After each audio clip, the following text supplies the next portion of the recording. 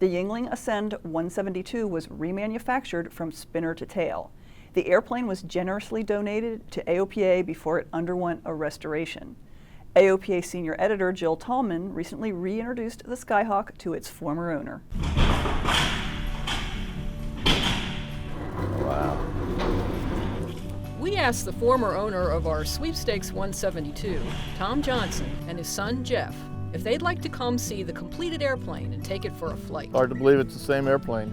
Tom owned the airplane for decades, and Jeff grew up flying in it. Tom was introduced to all the pano enhancements, including the angle of attack indicator and the Garmin G5, before editor-at-large Dave Hirschman took Tom and Jeff for a flight. All right, she's all yours. So what are your initial impression of the airplane?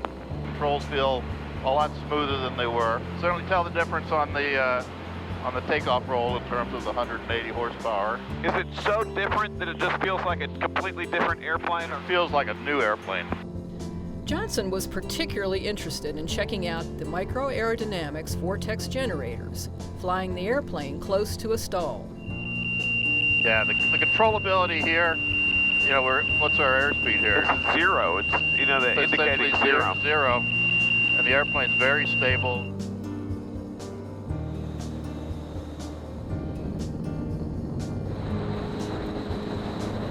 Like you've been flying this airplane yesterday. It's been a while, but it comes back.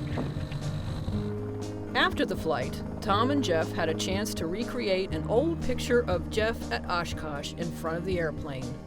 Both the airplane and Jeff have undergone a transformation. It's phenomenal to see that it's getting a new life.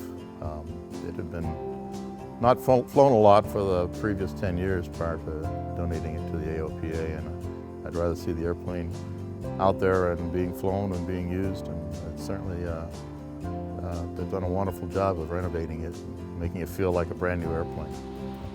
Jill Tallman, AOPA Live. If you want a chance to see the Sweepstakes plane in person, it will be at Sun and Fun next week.